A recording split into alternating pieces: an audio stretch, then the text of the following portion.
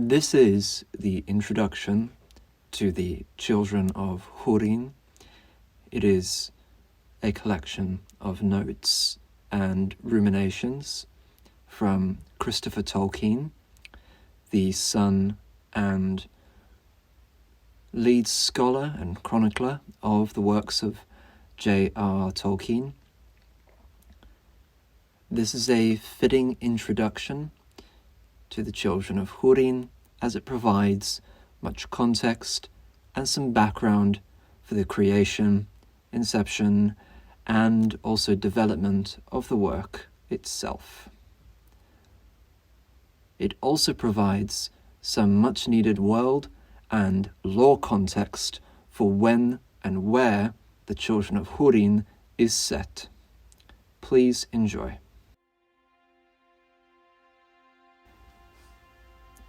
The character of Turin was of deep significance to my father, and in dialogue of directness and immediacy, he achieved a poignant portrait of his boyhood, essential to the whole. His severity and lack of gaiety, his sense of justice and his compassion, of Hurin also, quick, gay and sanguine, and of Morwen, his mother, reserved, courageous and proud, and of the life of the household in the cold country of Dolomin, during the years already full of fear, after Morgoth broke the siege of Angband before Turin was born. But all this was in the elder days, the first age of the world, in a time unimaginably remote. The depth in time to which the story reaches back was memorably conveyed in a passage in The Lord of the Rings. At the Great Council in Rivendell, Elrond spoke of the last alliance of elves and men, and the defeat of Sauron at the end of the Second Age, more than 3,000 years before. Thereupon Elrond paused a while and sighed. "I remember well the splendour of their banners," he said. "It recalled to me the glory of the elder days and the hosts of Beliorant. So many great princes and captains were assembled, and yet not so many, nor so fair, as when Thangorodrim was broken, and the elves deemed that evil was ended forever, and it was not so." "You remember," said Frodo, speaking his thought aloud in his astonishment.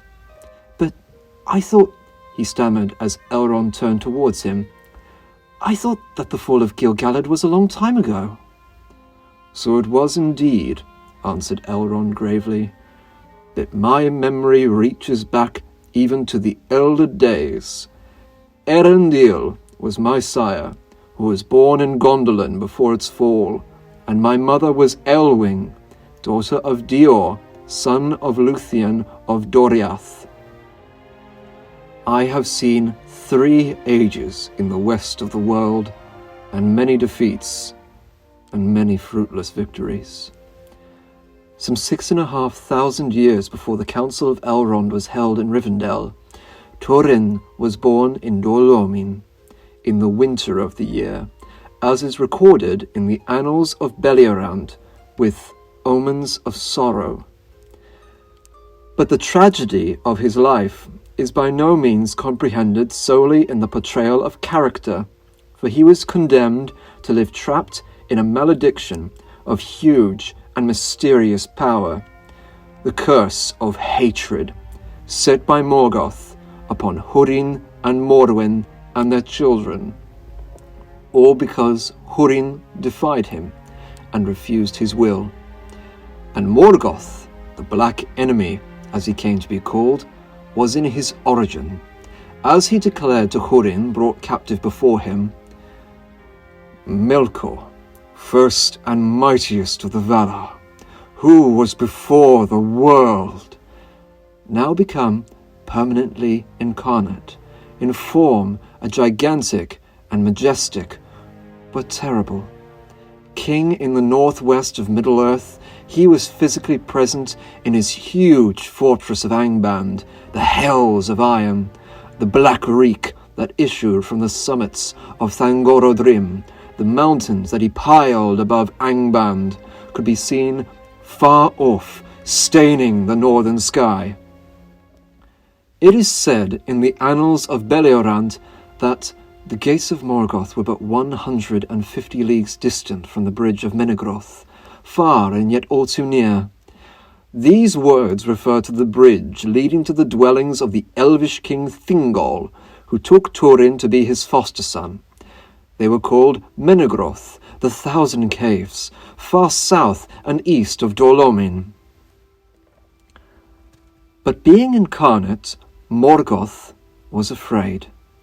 My father wrote of him, "As he grew in malice and sent forth from himself the evil that he conceived in lies and creatures of wickedness, his power passed into them and was dispersed, and he himself became ever more earthbound, unwilling to issue forth from his dark strongholds. Thus, when Fingolfin, High King of the Noldoran Elves, rode alone to Angband to challenge Morgoth to combat, he cried at the gate, 'Come forth, thou coward king, to fight with thine own hand, den-dweller, wielder of thralls, liar, lurker, foe of gods and elves, come, for I would see thy craven face.' Then, it is told, Morgoth came, for he could not refuse such a challenge before the face of his captains. He fought with the great hammer Grond, which at each blow made a great pit, and he beat Fingolfin to the ground. But as he died, he pinned the great foot of Morgoth to the earth, and the black blood gushed forth and filled the pits of Grond. Morgoth went ever halt thereafter. So also when Beren and Luthien, in the shapes of a wolf and a bat, made their way into the deepest hall in Angband, where Morgoth sat. Luthien cast a spell on him, and suddenly he fell, as a hill sliding an avalanche, and hurled like thunder from his throne, lay prone upon the floors of hell. The iron crown rolled, echoing from his head.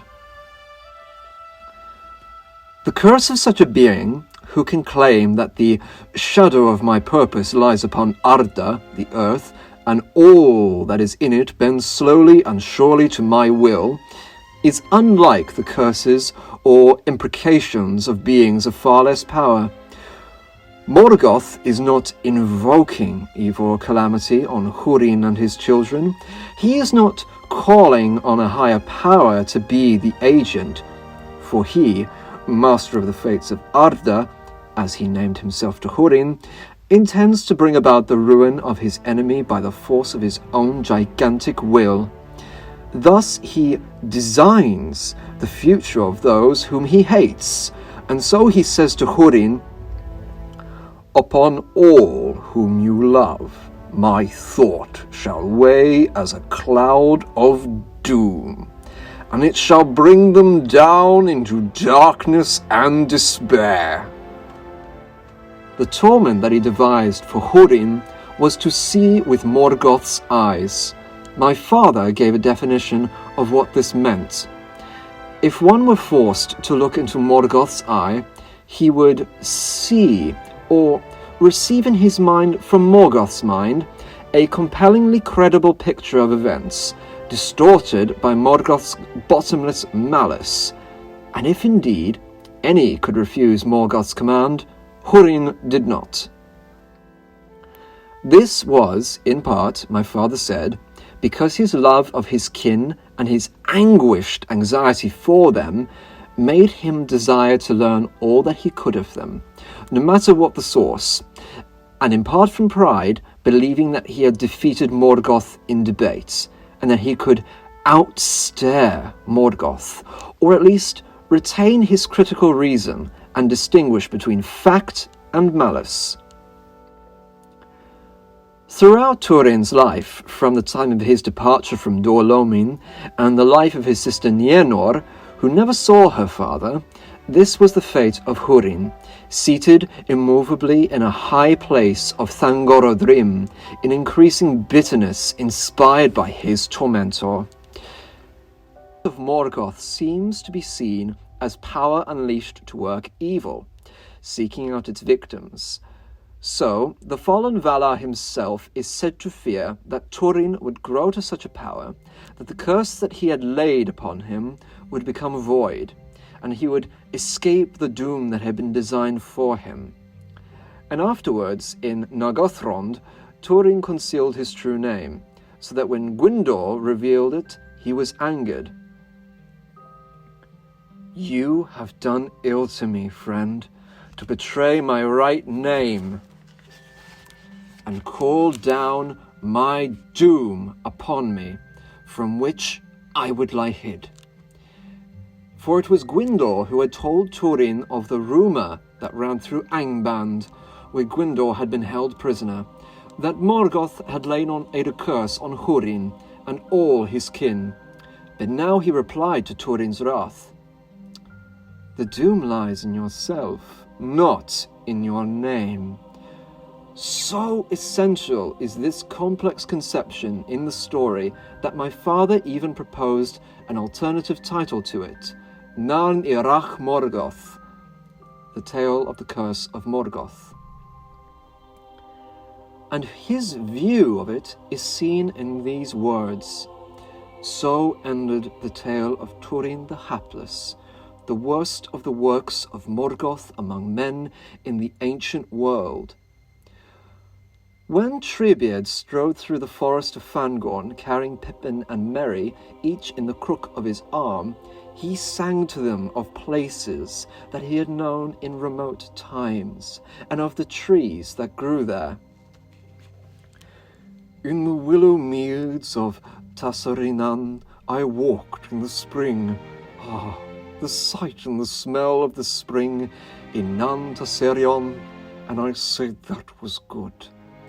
I wandered in summer in the elm woods of Ossiriand. Ah, the light and the music in the summer by the 7 rivers of Ossir, and I thought that was best. To the beaches of Neldoreth I came in the autumn.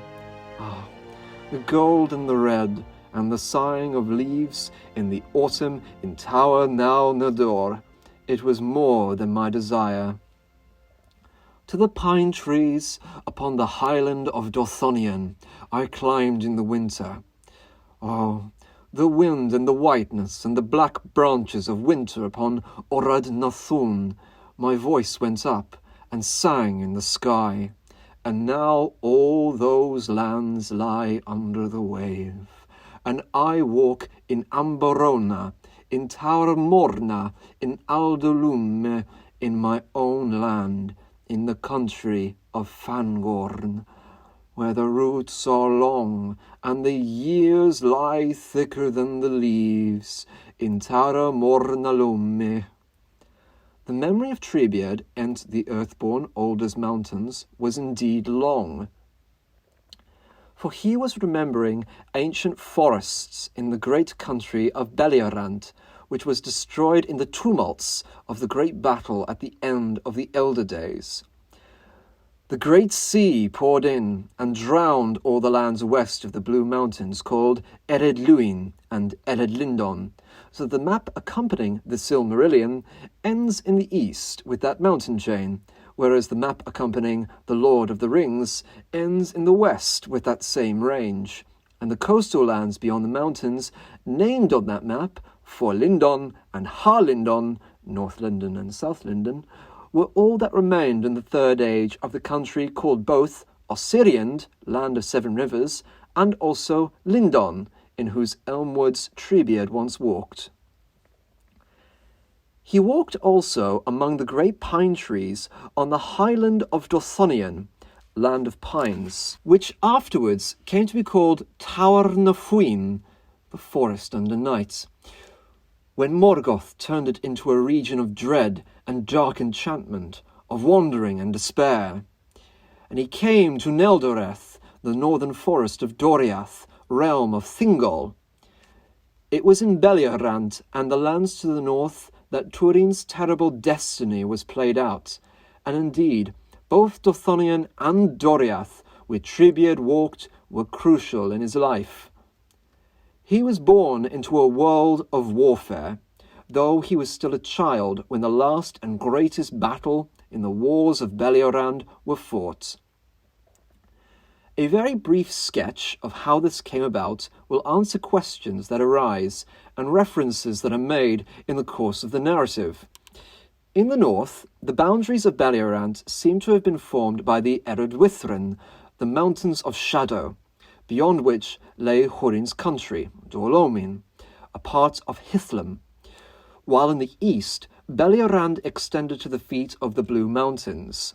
Further east lay lands that scarcely appear in the history of the Elder Days. But the peoples that shaped that history came out of the east by the passes of the Blue Mountains. The elves appeared on earth far off in the distant east, beside a lake that was named Quevenen, Water of Awakening, and thence they were summoned by the Valar to leave Middle-earth, and passing over the great sea to come to the blessed realm of Aman in the west of the world, the land of the gods.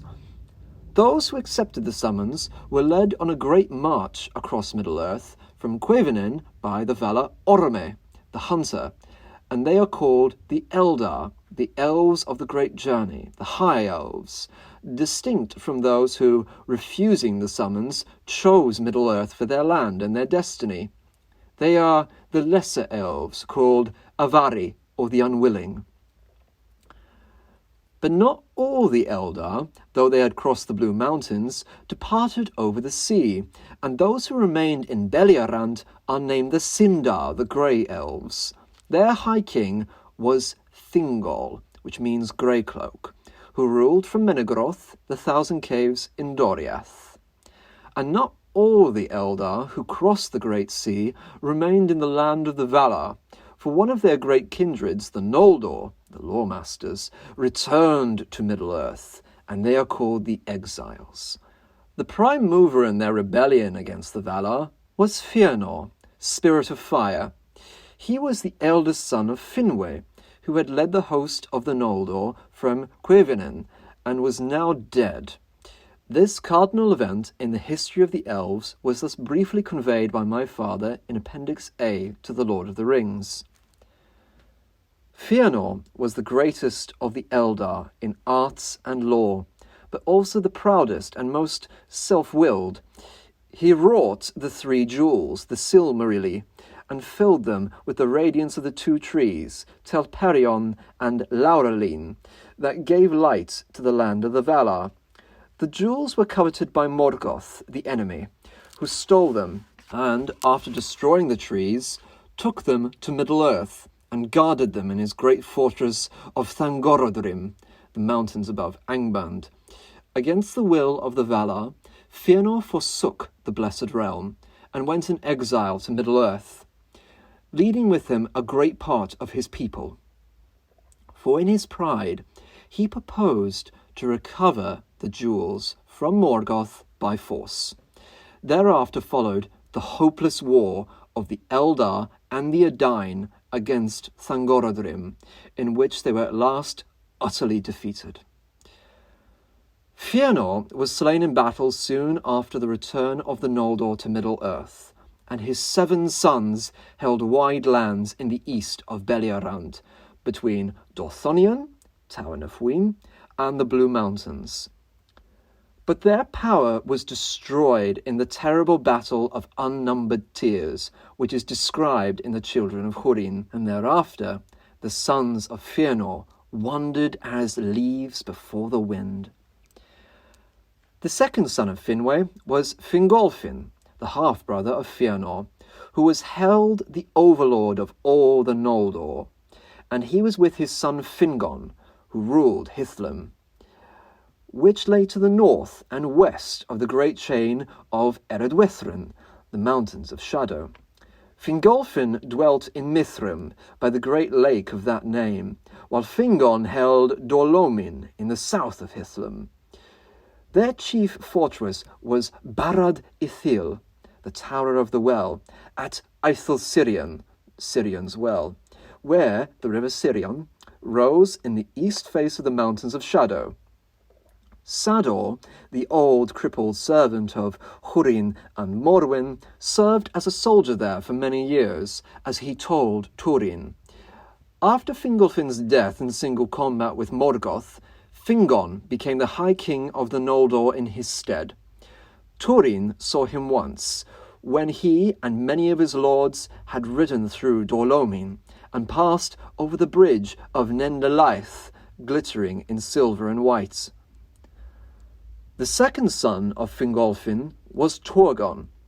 He dwelt at first, after the return of the Noldor, in the house named Vinyamar, beside the sea, in the region of Nevrast, west of Dolomin. But he built in secret the hidden city of Gondolin, which stood on a hill in the midst of the plain called Tumladen, wholly surrounded by the encircling mountains east of the river Sirion. When Gondolin was built after many years of labour, Turgon removed from Vinyamar and dwelt with his people, both Noldor and Sindar, in Gondolin. And for centuries this elvish redoubt of great beauty was preserved in the most profound secrecy, its only entry undiscoverable and heavily guarded, so that no stranger could ever pass in, and Morgoth was unable to learn where it lay.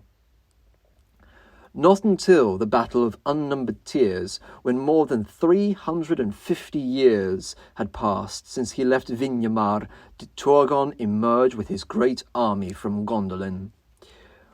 The third son of Finwë, the brother of Fingolfin and half-brother of Fëanor, was Finarfin. He did not return to Middle-earth, but his sons and daughter came with the host of Fingolfin and his sons. The eldest son of Finarfin was Finrod, who, inspired by the magnificence and beauty of Minegroth in Doriath, founded the underground fortress city of Nargothrond, for which he was named Filagund, interpreted to mean Lord of Caves, or Cave Hewer in the tongue of the dwarves. The doors of Nargothrond opened onto the gorge of the river Norog in West Beleriand, where that river passed through the high hills called Tower in Faroth, or the High Faroth, but Finrod's realm extended far and wide, east to the river Sirion, and west to the river Nenning that reached the sea at the haven of Eglarest. But Finrod was slain in the dungeons of Sauron, chief servant of Morgoth, and Orodreth, the second son of Finarfin, took the crown of Nargothrond. This took place in the year following the birth of Turin in Dolomin. The other sons of Finarfin, Angrod and Agnor, vassals of their brother Finrod, dwelt on Dothonion, looking northwards over the vast plain of Ardgalan. Galadriel, Finrod's sister, dwelt long in Doriath with Melian the queen. Melian was a Maya, a spirit of great power who took human form and dwelt in the forests of Beleriand with King Thingol. She was the mother of Luthien and the foremother of Elrond. Not long before the return of the Noldor from Aman, when great armies out of Angband came south into Beleriand, Melian, in the words of the Silmarillion, put forth her power and fenced all that dominion, the forests of Neldereth and Rerigion, around about with an unseen wall of shadow and bewilderment, the girdle of Melian, that none therefore could pass against her will or the will of King Thingol, unless one should come with a power greater than that of Melian the Maya. Thereafter the land was named Doriath, the land of the fence. In the 60th year after the return of the Noldor, ending many years of peace, a great host of orcs came down from Angband, but was utterly defeated, and destroyed by the Noldor. This was called Dagor Aglareb, the Glorious Battle, but the Elvish lands took warning from it and set the siege of Angband, which lasted for almost 400 years. It was said that men, whom the elves called Atani, the second, and Hildor, the followers, arose far off in the east of Middle-earth, towards the end of the Elder Days. But of their earliest history, the men who entered Beliarant in the days of the Long Peace, when Angband was besieged and its gates shut, would never speak. The leader of these first men to cross the Blue Mountains was named Beor the Old, and to Finrod Felagund, king of Nargothrond, who first encountered them, Beor declared, "A darkness lies behind us, and we have turned our backs on it, and we do not desire to run thither, even in thought. Westwards our hearts have been turned, and we believe that there we shall find light." Sador, the old servant of Hurin, spoke in the same way to Turin in his boyhood.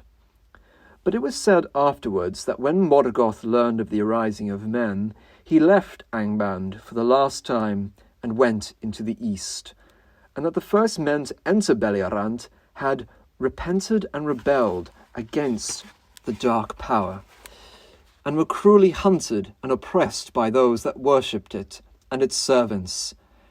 These men belonged to 3 houses, known as the House of Beor, the House of Hador, and the House of Haleth. Hurin's father, Galdor the Tall, was of the House of Hador, being indeed his son, but his mother was of the House of Haleth, while Morwen, his wife, was of the House of Beor, and related to Beren. The people of the 3 houses were the Edain, the Sindarin form of Atani, and they were called Elfrans. Hador dwelt in Hithlum, and was given the lordship of Dorlomin by King Fingolfin, and the people of Beor settled in Dorthonion, and the people of Haleth at this time dwelt in the forest of Brethil. After the ending of the siege of Angband, men of a very different sort came over the mountains. They were commonly referred to as Easterlings, and some of them played an important part in the story of Turin. The siege of Angband ended with a terrible suddenness, though long prepared on a night of midwinter, 395 years after it had begun. Morgoth released rivers of fire that ran down from Thangorodrim, and the great grassy plain of Ardgalen that lay to the north of the highland of Dorthonion was transformed into a parched and arid waste, known thereafter by a change name, Anfauglith, the gasping dust. This catastrophic battle was called Dagor Bragolach, at the Battle of Sudden Flame. Glaurung, father of dragons, emerged from Angband now for the first time in his full might.